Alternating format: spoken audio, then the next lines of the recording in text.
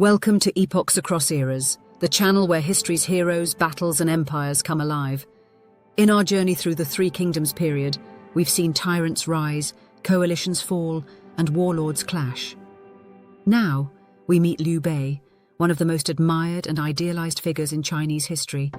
Known for his loyalty, humility, and deep belief in Confucian virtue, Liu Bei didn't conquer by fear or numbers, but by inspiring those around him.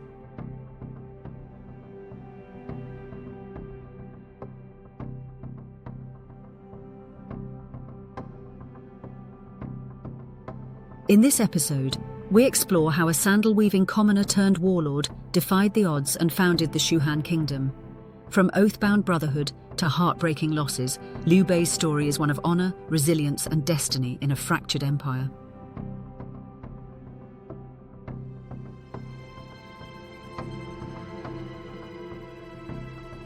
In an age of ambition and betrayal, Liu Bei stood apart. Where others ruled by power, he ruled by principle. His rivals called him soft. His enemies mocked his tears. But time and again, men followed him, not for riches, but for righteousness. From humble beginnings, Liu Bei rose to challenge mighty Cao Cao and defend the legacy of the Han. He would lose battles, but win hearts. He would be driven from lands, but never from his ideals. This is the story of the idealist who built a kingdom. This is Liu Bei.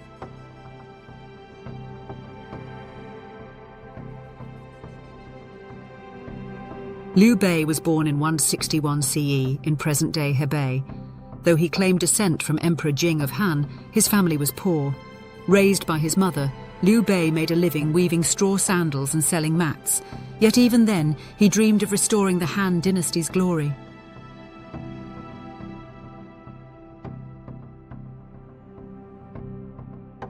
His rise began during the Yellow Turban Rebellion. Liu Bei formed a militia with two men who would become legends, Guan Yu and Zhang Fei.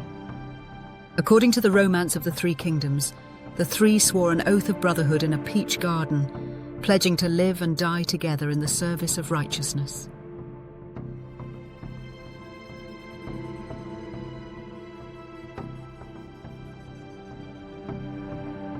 Though the oath is likely fictional, the bond was real. For Liu Bei, brotherhood and loyalty would become the pillars of his life and leadership. Liu Bei's early career was marked by hardship and exile. He served under Gongsun Zan, then under Tao Qian, governor of Shu province, who eventually handed the province to Liu Bei before dying. But Liu Bei was not strong enough to hold it. He was driven out multiple times by Cao Cao and Lu Bu.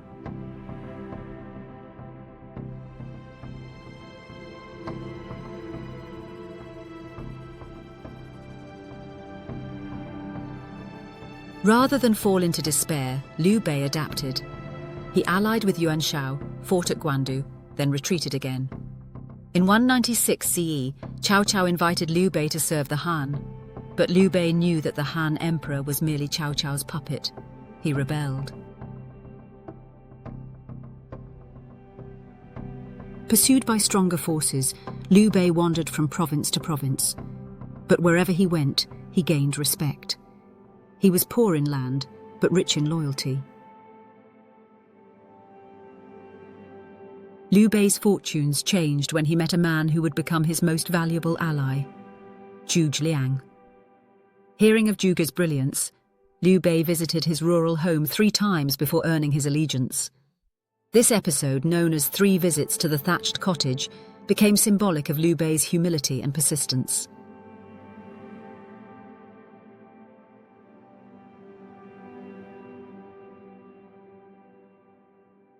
Zhuge Liang laid out a bold strategy: form an alliance with Sun Quan in the south, capture Jing and Yi provinces, and establish a power base to challenge Cao Cao. With Zhuge Liang's guidance, Liu Bei formed a historic alliance with Sun Quan and jointly defeated Cao Cao at the Battle of Red Cliffs in 208 CE. Afterward, Liu Bei captured the fertile lands of Yi province, finally establishing a true domain.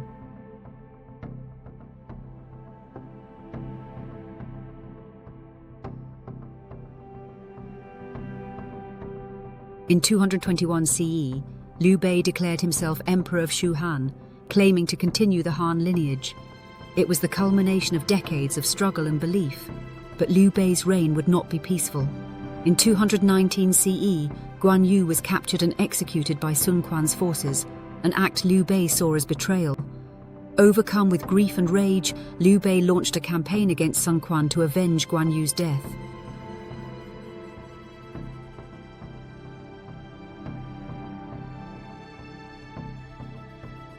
In 222 CE, at the Battle of Yiling, Liu Bei's forces were decisively defeated. His trusted commanders warned him, but his emotions clouded judgment. Liu Bei retreated to Baidicheng, where he fell seriously ill. In 223 CE, on his deathbed, he entrusted his son Liu Shan to Zhuge Liang, asking him to rule if the boy proved unworthy. Liu Bei died without ever achieving his dream of reuniting China, but his ideals lived on through Zhuge Liang and the Shu legacy. Liu Bei's story is not one of dominance, but of devotion, to virtue, to friendship, to the Han. He was not the strongest warlord, nor the most ruthless. Yet in legend, he endures as the heart of the three kingdoms.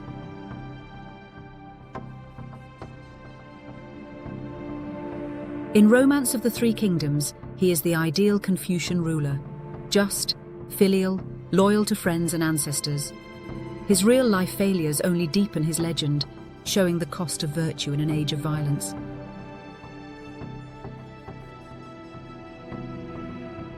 Liu Bei proved that even in chaos, honor could survive.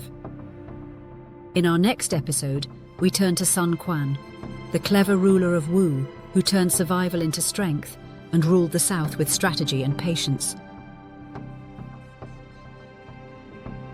Thank you for watching Epochs Across Eras.